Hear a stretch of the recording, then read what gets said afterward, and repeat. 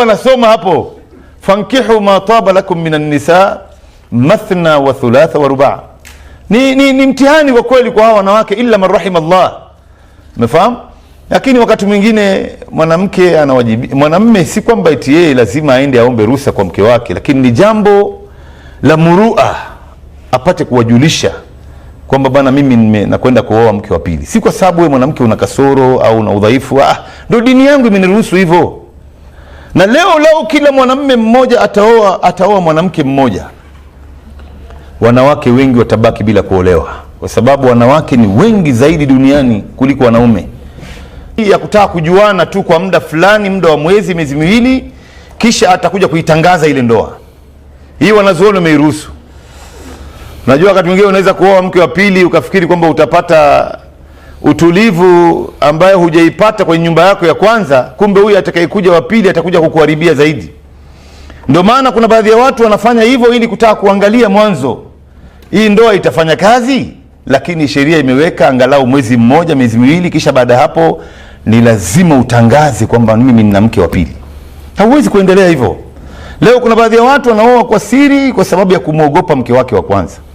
Nikimwambia katika hali gani ile nyumba ya kwanza itakuja kuvunjika, na saa nyingine amezaa naye watoto. Sasa kule anaenda kisirisiri tu, anakwenda wakati wa mchana, usiku yuko huku kama kwamba si yeye ambaye alitoka mchana kule. Sasa hii umakosa wake unakuja vipi? Jambo la kwanza, wewe hautofanya uadilifu ambaye ndio imewekwa ni sharti ya mtu kuoa mke zaidi ya mmoja. Mwenyezi Mungu aliposema kwamba fankihu ma taba lakum minan nisa mathna wa thulatha wa ruba', oweni wanawake ambao mnawapenda nyinyi, wawili ama watatu ama wanne, lakini sharti ikawekwa ni moja tu. Wa in khiftum alla ta'dilu fawahida, ikiwa mtakhofia kwamba wewe huwezi kufanya uadilifu, hauwezi kufanya justice baina ya wake wawili hawa, basi oa mwanamke mmoja tu. Sasa hapa wewe utakuwa mwadilifu wa kujificha, ndugu yangu? Hauwezi kuwa mwadilifu, na mwadilifu ni katika kila kitu. Ukilala siku moja huku utalala siku moja, labda mmeelewana, mimi nitakaa siku mbili huku siku mbili huku, hiyo ni maelewano. Wewe leo unampa huyu nusu saa nzima, huku unampatia masaa 23, kuna uadilifu hapo? Aya, wewe mwanzo kwanza, hata huyo mwanamke mwenyewe vipi wewe leo utajenga naye akhira yako, na wewe uko mbali na yeye masaa 23 haumuoni, na saa nyingine inaweza kupita siku humuoni kabisa. Siku hiyo ukitoka na mke wako ule mwingine ndo kabisa huwezi kwenda kule, na unakataza asikupigie simu, hakuna mawasiliano wewe ukiwa naye kule, hata ile mapenzi itakuwa hakuna. Alafu jambo la pili, itokee kwamba wewe naye ukampa mimba huyu mke wa pili, akazaa watoto, wakazaa, baadaye nyinyi wazazi mkaja mkaondoka duniani, kuna hatari hawa watoto kuja kuoana na ni mandugu. Watoto wa familia ya pili hawajui watoto wa familia ya kwanza, wala hawajuani.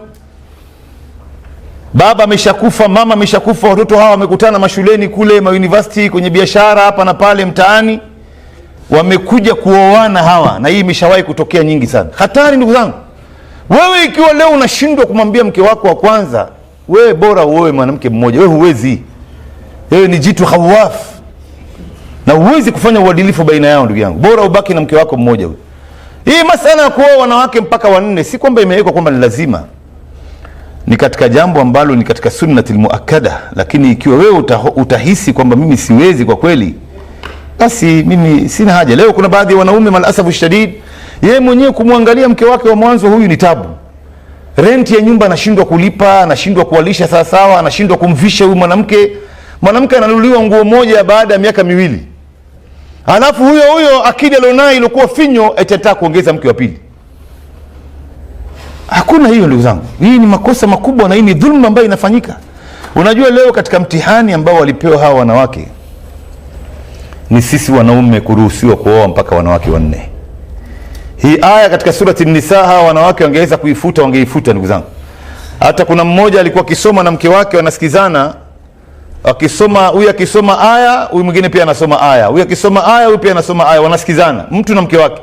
Ikafika kwenye hii aya na ndo mwanamke anafaa asome, basi yule mwanamke aliruka aliruka, mwanamume wake akamwambia bwana soma hapo, fankihu ma taba lakum minan nisa mathna wa thulatha wa ruba', Ni mtihani kwa kweli kwa hawa wanawake, illa man rahim Allah. Umefahamu? Lakini wakati mwingine mwanamke mwanamume si kwamba eti yeye lazima aende aombe ruhusa kwa mke wake, lakini ni jambo la murua apate kuwajulisha kwamba bana, mimi nakwenda kuoa mke wa pili. Si kwa sababu wewe mwanamke una kasoro au una udhaifu, ndio dini yangu imeniruhusu hivyo. Na leo kila mwanamume mmoja ataoa mwanamke mmoja, wanawake wengi watabaki bila kuolewa, kwa sababu wanawake ni wengi zaidi duniani kuliko wanaume. Tena wanasema baadhi ya wadadisi wa mambo, katika hawa wadadisi, ni mara 3 au mara 4 zaidi, hata mara 5. Lao kila mwanamume mmoja atamuoa mke mmoja, wanawake wengi watabaki bila kuolewa, kwa sababu wanaume wengi ile lifespan yao ni ndogo, wanakufa haraka. Hao wanawake wanaishi sana ndugu zangu. Alafu wengi wamekufa katika vita, wengi wamekufa katika maradhi. Hata ukiona hii corona ilipokuja, wengi ambao wanaobebwa na corona ni wanaume. Wengi ambao wamekufa na maradhi ya ukimwi ni wanaume, na wanaume wengi wako jela. Sasa hawa wanawake kila mmoja akioa mke mmoja watabaki wengi, na tunaona katika alama za kiyama Mtume wa sallam anasema itafika wakati wanawake 50 watakuwa wanamkimbiza mwanamume mmoja. Kila mtu anataka huyu ndo amuoe. Wanawake 50, sikwambii 2 ama 3. Itafika wakati huo. Lakini hawa akiwa na mume wake ndo mume wa kwanza ameolewa naye, haruhusu mwanamume huyu aoe mke mwingine. Lakini lao ataachika au mume wake huyu atakufa, yuko tayari kuolewa kwa mwanamume mwingine, nyumba ya 4, wacha ya pili, ya 4. Lakini yake hapa haruhusu yeye. Lakini kwa wengine atakwenda tena, yuko tayari kufanya ile makosa ambayo mume wake lao angelifanya, yeye asingekubali kuolewa kwa siri. Hasa unashangaa wakati mwingine wanawake akili zao zinakwenda vipi yani. Ndio unaona wakaekewa sheria nyingi sana wanawake. Lakini Mungu ameyaleta haya kwa kheri yenu nyinyi wenyewe, ndugu dada zangu. Mnayakatalia haya mambo, mnaweka vikwazo nyingi, kwa sababu wanawake wengine pia wamekataa. Wewe unataka kukataa kama wao, kumbe wewe huoni hali ya mwanamume. Na wanaume wengine wameumbwa na nguvu za ndovu ndugu zangu, nguvu ya kifaru. Wao si wanaume wote wako sawa. Mwanamke mmoja labda amtoshelezi bwana, ampi haki yake kisawasawa, anaambiwa oa mke wa pili. Anaoa mke wa pili, bado wanawake wawili wote hawa anawaona mswaki tu. Anaambiwa oa mke wa 3. Mke wa 3 bado anaona ni nyasi mbele yake. Oa wa 4. Sasa ikishakuwa wanawake wa 4 hawakutoshelezi wewe mwanamume, itabidi ukapimwe kwa hospitali. Angalia una matatizo gani, wewe una problem. Inawezekani wanawake wa 4 wote bado wewe umewashinda nguvu tu. Hii yote Mungu ameweka kwa sababu ya kuzuia maovu na kwa sababu ya kuleta adala katika ardhi na kueneza kizazi. Ina kheri nyingi ndani yake. Kwa ufupi ni hivyo tu. Lakini yule mwanamume ambaye ameoa kwa siri na ndo mara ya kwanza, hataki wazazi wajue. Kwa nini hataki wazazi wajue? Wewe mwanamke ujiulize. Hasatan hataki wazazi wako wajue, hataki wazazi wake wajue, kuna kitu hapa anaficha. Na hii imeshatokea nyingi sana. Anataka kutumia tu wewe kwa muda fulani, alafu baadaye aje akwambia bana, sasa hivi mimi siwezi tena kuendelea kuishi na wewe. Na wengi wa wanawake hawa wanachezewa hivyo. Mwanamume amekupenda, umempenda kwa sababu ya labda ya tabia zake, dini yake, murua yake. Mwambie bana, leta posa nyumbani. Hakuna hii mambo ya girlfriend na boyfriend, ndio tupendani mwanzo tujuane nje ya ndoa. Hakuna hiyo. Leta posa. Alafu inshallah tufunge ndoa. Mapenzi yanaanza kujengwa baada ya watu wameshaoana. Hii kabla tujaoana tunaanza kufukuzana huku, tunatujuana, tunatoka nje kwa siri. Hii yote ni mipango ya shetani. Ndio unaona wale wote ambao wanaopendana nje ya ndoa, mapenzi ndani ya moyo hujakatazwa, lazima utapenda. Lakini tena ile sasa kuanza kupigiana simu, kutoka nje pamoja, mara si tumekwenda wapi, matembezi. Hapa sasa tunafungua mlango wa fitna. Na ndio unaona leo hizi ndoa ambazo zinafungwa kwamba ni love marriage, katika nchi za Europe na Amerika, watu hawaoani mpaka mwanzo wameshapendana. Tena wakienda mahakamani kufunga ndoa, yule jaji anawauliza mmependana miaka mingapi?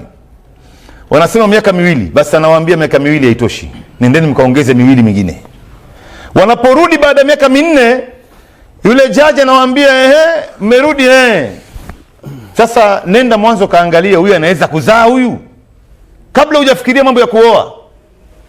Na ndio unaona leo idadi ya talaka ndani ya nchi za Europe na Amerika ni kubwa sana. Wanasema imeshafika zaidi ya 66%.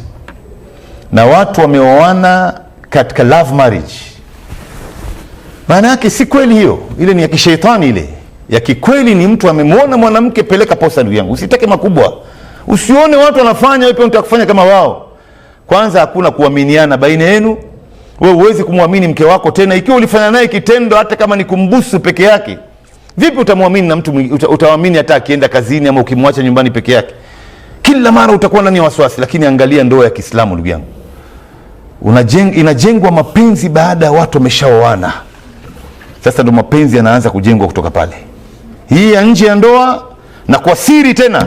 Huyu ana hidden agenda huyu. Hataki watu wajue kuna kitu nataka kufanyia wewe alafu baadaye aje aruke. Na hii imeshatokea wengi sana. Na ndoa ni furaha, wewe wajulishe watu wako, yeye wajulishe watu wake. Sawa? Watu walete pamoja, inaleta furaha katika maisha, watu wapate kusherehekea. Ndio Mtume alipomuona Abdurrahman bin Auf amevaa pete na ananukia marashi, akamuuliza umeoa? Akamwambia ndio. Maana yake alikuwa hajatangaza ndoa yake. Mtume akamwambia aulim walau bisha, fanya chakula cha harusi, walima, hata japo kwa kuchinja mbuzi mmoja. Ndio akachinja mbuzi mmoja, watu wote wakaja wakajua fulani kumbe ameoa. Ni sifa hiyo ndugu yangu. Wewe leo unaoa kwa siri, unaacha kitu kikubwa katika jamii.